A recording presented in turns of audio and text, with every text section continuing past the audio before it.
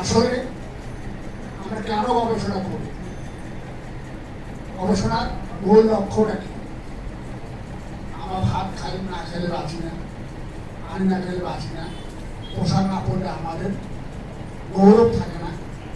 ভাত, পোশাক, পানি যেমন অপরিহিত জিনিস, তেমনি মনের খোরাক যোগানো একটা অপরিহিত বিষয়। মানুষ হাসি কাঁদে, দুঃখ পায়, আনন্দ পায়, সুখ দুঃখ, হাসি কান্না সম্মিলিত জিনিসটাই হচ্ছে জীবন।